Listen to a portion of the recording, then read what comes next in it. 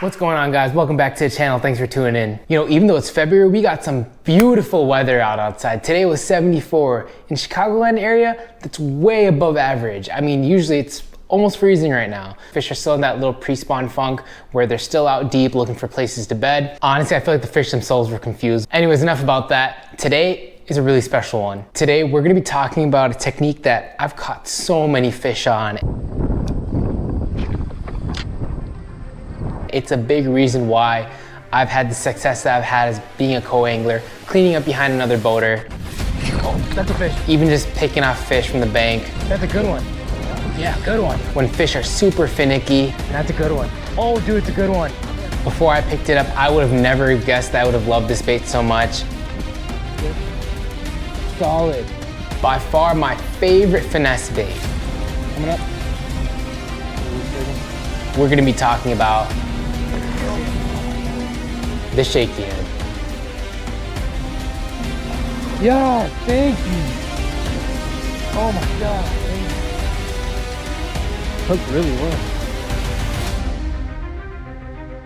Now, before we get started, guys, you already know, hit that subscribe button, and you're gonna wanna do that because we got a lot of great videos coming out soon. Now that the weather's warming up, I'm gonna get in some more on the water footage for you guys. For those of you who've been there since day one, we're almost at 50 subscribers. I really appreciate you guys' consistent support. All right, it's time. Let me give the shaky head shakedown. All right, guys, so we got ourselves a little seminar here on shaky heads, but before we get into all the baits and hook styles, let's start off with what is a shaky head? The shaky head, also known as a jig head worm, is basically just a soft plastic, most cases a finesse worm, attached to a jig head. Now let me just take this off and show you guys how this is actually supposed to be rigged. So a lot of the hooks that you'll see on the market will have this screw lock in it, but a lot of the OGs will tell you that they do not prefer this actually, and they prefer this one that does not have the screw lock in it, but instead just has a soft plastic holder. For demonstration purposes, I'll show you how to use the screw lock version. The hook without the screw lock is just basically the same thing as Texas rigging the worm. All right, so I'm trying to work with this behind the camera, so bear with me, but basically all you're gonna do is you're gonna find the head of your finesse worm in this case, and you're gonna find the screw lock over here, and you're just gonna basically thread this onto the screws like so. And you're just gonna keep twisting it just like that until you reach the end and the worm is flush with the head like this. You're just gonna find the point where your hook is gonna come out by measuring it like this, and then you're just gonna Texas rig it like this. And come through just like this and just have the hook out just enough where it's not gonna snag on something super easily, but it's also not hitting completely by the plastic. All right, now that we figured out how to rig it up, how are we supposed to work a shaky head? So, contrary to the name shaky head, you're not really shaking your rod tip much. Really all you're doing is you're just dragging it along the bottom and giving it slight pops like that. Slight pops every so often, and you're gonna shake your rod tip just a little bit. Come on, man. Really? Anyway, sorry about that, guys. You know what's crazy? I was just saying how beautiful it was out, and then next thing you know, we get tornado warning. That's Chicago weather for you. All right, so where was I? Oh yeah, so basically, it's more of a drag and hop technique. You're not really shaking your rod tip a lot. You don't want this worm to go crazy in the water, looking like it's having a seizure. That's not how fish act. It's more of a drag and just a fluid hop. And this tail ideally should be standing up most of the time. You don't want it to just be dragging on the ground all flat, looking like a little snake. You want this worm to look a lot more realistic and lifelike. You want it to be wobbling up here and just have a slight little enticing tail up here so that entices the fish to eat it. Now I'm sure there's a couple other ways you can fish this. I've had the most success with this drag and hop technique. And all you guys out there that are like, oh, he's just weedy worming this little thing out there. Guess what? This is slightly bigger than a 6-inch mag draft. So calm your shiz out. So for the shaky head, 90% of the time I'm using it on a spinning rod, but you have to use a specific type of spinning rod because your hook is basically having to penetrate a lot of plastic over here to get through. And so you need something a little stiff. Let me show you the spinner rod I'm working with. All right, guys, so obviously, like I said, you're gonna want their shaky heads on a spinning rod setup. The setup I recommend that you use is something with a good backbone to it and a fast tip, because like I said, you're gonna be penetrating that hook through that plastic and you need something to really rip that through and get a good hook set at the same time. Now, the rod that I'm rocking with, and this is by no means necessary, this is something that I really wanted because this is a very special technique to me. I get a lot of success out of it and I want to invest in that success. And that's gonna be, I can't believe I'm showing you guys this. This is the NRX Plus 852S JWR spinning rod. And on top of that, I got the new Daiwa Exist 3000 size. This is by no means a flex, this is just what I really love to use, but we'll save this rod for another video. That review's coming soon. You basically just want something with a nice fast tip, like I said, and something with a good backbone over here. And this is a medium power spinning rod, and I believe this is a 7'1". As far as spinning reel goes, anything at 2500 or 3000 size is fine. I find the 3000 to cast a little bit further since it has a slightly bigger spool. And right now I got 15-pound braid to about 10 to 12 pound fluoro leader on there. And that's gonna be really critical. You don't wanna use mono for this, especially on spinning reels, it's gonna coil right off. You don't wanna use straight braid because a lot of times you're fishing for fish that are really finicky, so you want the best possible chance for a fish not to see your line.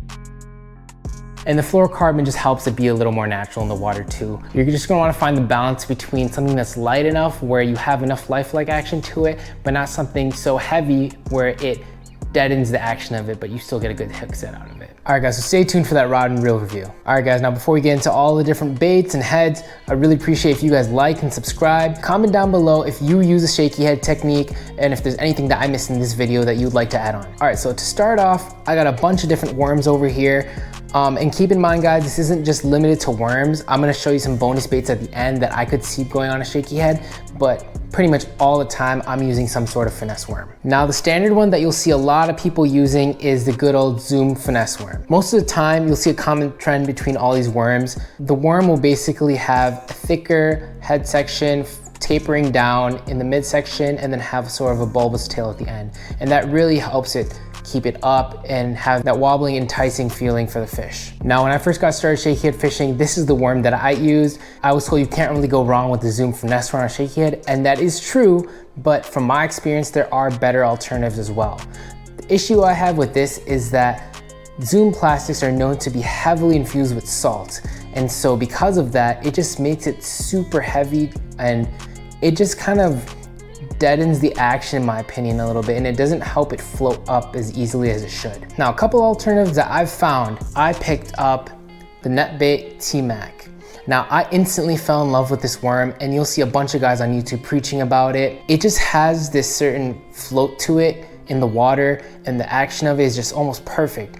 And it's also heavy enough where you can cast it pretty far. A lot of these trick worms sometimes are really light, so being how dense this is, yet also being able to float is what makes this worm an amazing shaky head worm. Another one I highly recommend is the X-Zone Deception worm. Now this worm is actually interesting because it has, I don't know if you can see, but these little gaps in the tail here, and it's naturally buoyant as well. A lot of X-Zone plastics are like that. The other thing is this is also a lot less dense than the T-Mac worm. This worm is a lot more pliable and soft, so it makes the movements a lot more fluid in the water. Something new that I recently found, and it's really not that new to the market, this is the Grande Bass Airtail worm. And what makes this worm unique is that, yeah, it looks like the rest of them where it has a pretty fat head section, it tapers off in the body, and it's got a fat tail, but this tail, as the name suggests, is actually hollow. And it's really cool because it makes it so much easier for this bait to stand up because the air is making the tail float up a lot easier. This is the worm I'm definitely gonna try out this year. I'll let you guys know how it goes. Now you're probably wondering, if you want the tail to float up so bad, why don't you just use an Elastic style bait? This is the Z-Man SMH worms, and obviously the durability is unmatched. These would rip up a lot faster than this. This will last you a bunch of fish versus those, depending on what type of fish you're catching, can last you a couple fish. Now you're right about that. However, there's one issue with this. Remember when I said that a lot of the heads on the market have the screw lock design in it? That's where the Z-Man and the Elastic style worms have their biggest fault. They are not made to go onto these screws. No matter how hard you try, they'll just bounce right off. I'm not even gonna try doing it all the way. It'll literally just fall right off. It's not gonna stay on there properly.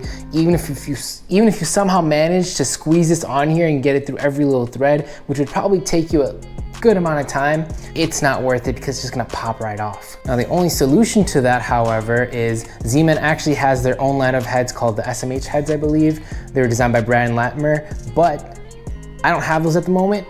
However, I really love this head. This is the Gamakatsu tricky head. I'll dive into this specific head in a bit, but just to show you, this is basically the only way to rig your elastic style plastics. So you're just gonna basically Texas rig it in this style of hook. So you're just gonna, and keep in mind with Z-Man and all elastic style baits, you're gonna wanna pull this up and kind of twist it on there just so that it gets flush against the head. If you just push it straight up, it's not gonna pass the hook keeper, or it's not gonna pass the plastic keeper. But yeah, that's basically what it's gonna look like. As you can tell, it looks a little bit different on this head. This is what flush means on this head, and this is what flush means on this head. So there's slight differences to it. There's some pros and cons of each. I do feel like the hookup ratio on this style hook is a lot better. You got the O'Shaughnessy style bend, and it keeps the pin on a little better. But I haven't really had any failure with this style hook either. I do feel though, however, that this hook comes out of the plastic a lot easier than this hook, whether it's elastic or not. Now let's talk about size and color of these worms. So basically, my advice to you is start off with the standard size. I believe this is around a 6-inch worm, depending on the brand. But if you feel like the fish are being even more finicky, downsize to the smaller size finesse worms. This is the net bait finesse worm. It's not the T-Mac, this is a downsized version of the T-Mac, little snack size version for the fish that are finicky. As far as color goes, I'm gonna go in dirty water. Obviously you can't go wrong with a June bug. In the springtime, and when I'm bed fishing, sometimes I like to go with the pinks or even some bright chartreuse colors. When the water's a little bit stained, I'll go with, this is green pumpkin style with some flake in it. This is also kind of like a two-tone, it's almost like a green pumpkin with a plum on the bottom. And then in your super clear water, you're gonna wanna go with the more translucent clear baits, such as this one. I believe it's called Bass Candy. It's a super dope color. I feel like color comes down to confidence at the end of the day. Use whatever's working for you on that day. It can switch up every other day too. So just keep that in mind. Have a couple different options at your disposal, and that way you'll be ready for any condition. All right, now that we got the colors of the worms and the size of the worm out of the way, let's talk about heads. This first one over here, this is the Dirty Jigs Horseshoe Shaky Head. So the reason it's called a horseshoe is because you can see on the bottom, it basically is a horseshoe shape.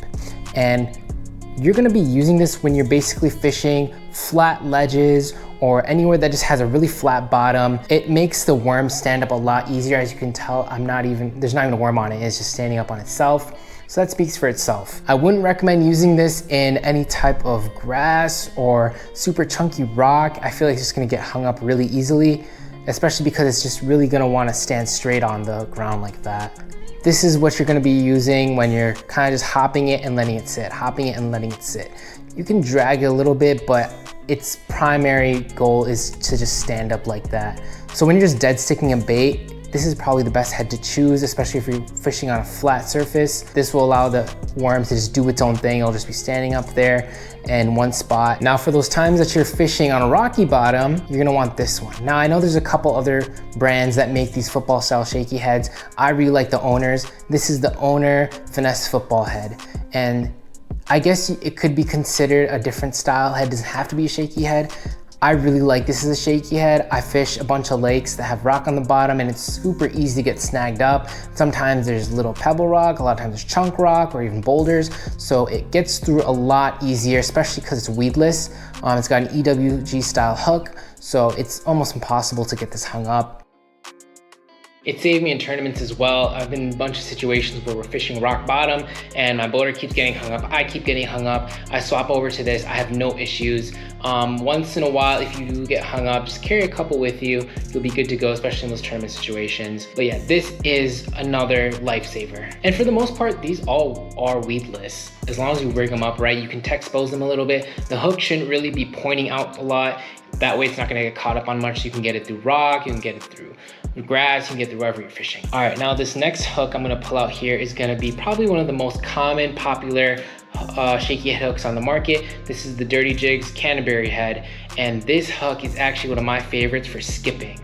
When I'm skipping through docks, or even if I'm just trying to get through some laydowns, this hook is great. It's basically like your standard jig head. I mean, it's one of the most versatile styles. I know a bunch of other channels highly recommend this hook as well. If you had to pick only one, I would agree that you would probably just want this one. It's the most versatile style head. You pair this hook up with any of these worms here and you're good to go. It's basically the jack of all trades but master of none. Now let's move on to the hook I was talking about earlier, and kind of a newer addition to my tackle, which I'm surprised with honestly, because this hook is so amazing. This is probably one of the best shaky head hooks to get through grass. I would not use this in wood or rock. As you can see, it's almost like, imagine like a swim jig head where it cuts through the grass. It's got a pointed head over here and it just cuts right through it really easily. So you're not gonna really get much hung up on this.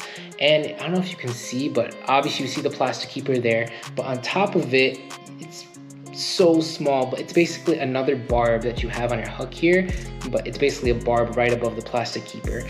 And that helps, especially when you're using those elastic style baits or any of the baits, it won't come off. It just goes to show that you do not need a screw lock just to keep it in place. All right, moving on, another versatile head. This is the Owner Ultra head. Everyone knows of this hook.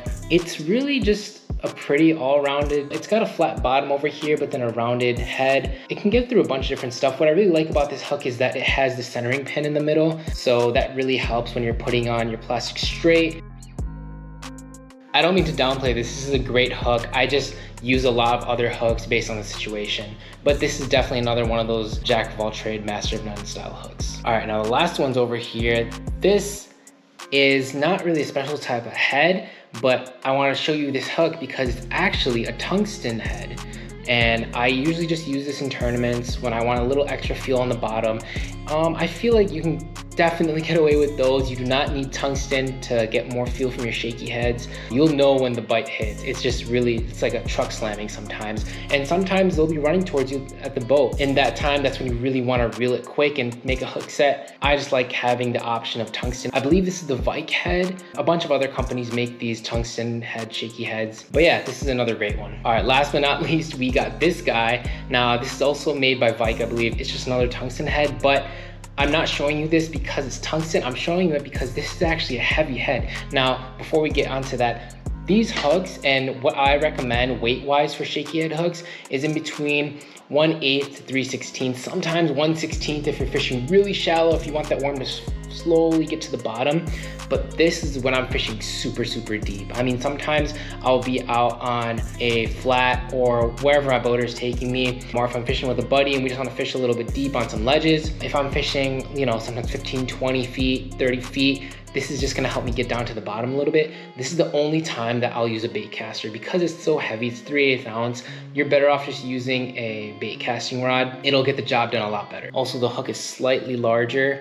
I believe this is a 4/0 and this is a 5/0. Don't quote me on that, but you can just tell this is a little bit bigger. And don't stress too much about the color of the head, guys. This is just a lead colored head. This is the black. This is the green pumpkin. If you really want to get picky, you can just match the color of the head to the color of plastic that you're throwing on it. I wouldn't get too hung up on it. A lot of times these heads are just gonna dig into the muck or even rock. You can't really see the head as much unless you're fishing on a really flat bottom.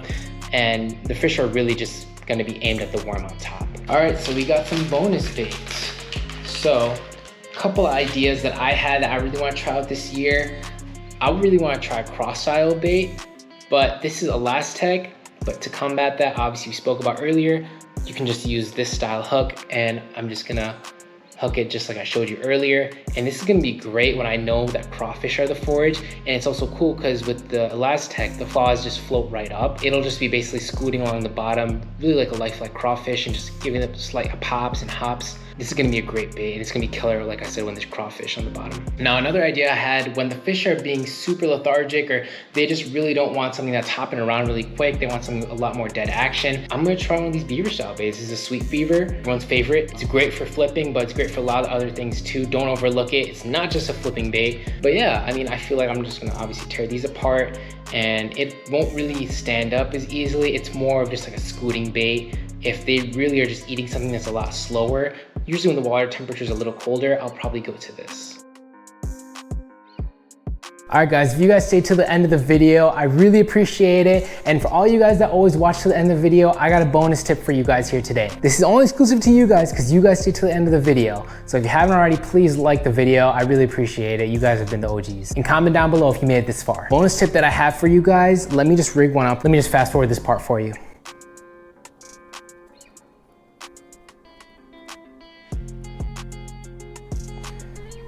All right, so we got our shaky head threaded onto there. Now, if you were using the other hook, that's totally fine too. This applies for both. So basically, when I'm gonna insert the hook, obviously I wanna make sure that it's lined up right where I want the hook point to come out. So I'm just gonna do that right now. I'm just gonna come through the bottom here, right through the center, and just kind of pull it on. Don't just go straight up. You wanna pull it through so that's nice and straight and have it poke right out the top, just like this. All right, now, what the bonus tip is, you know how I've been saying that there's a lot of plastic for this hook to go through? Well, it's a lot easier if you make a little channel in the plastic so that the hook comes a lot easier. So right now it's pretty rigid in the middle, but once I just kind of run that hook in and out a couple times, you'll be able to tell it's a lot easier for the hook point to pop right out. So when you're setting the hook on that fish, it's gonna engulf it, and then you're just gonna be able to set it, and it's almost gonna pop out, kind of like when you snell knot a flippin' bait and that hook just pops right out into the roof of the fish's mouth. It's very similar to what's gonna happen here. If you feel the hook points just keeps coming out a lot, you can just always texpose that a little bit. So just run it right over and it's fine, and it'll pop right out again. All right guys, so that's gonna do it for my little master class on the shaky head. I hope you guys enjoyed. I hope you guys benefited from it. If you know anyone else that could benefit from this video and this type of content, please feel free to forward my channel over to them. I love helping people figure out how to catch bass. And like I said in the beginning of the video, I'm gonna be posting a lot of cool content this year now that the weather is getting nicer, especially a lot of tournament footage, a lot of wading footage. So stay tuned for that. Thanks again for watching the video. Really appreciate you guys. I'll see you guys in the next video.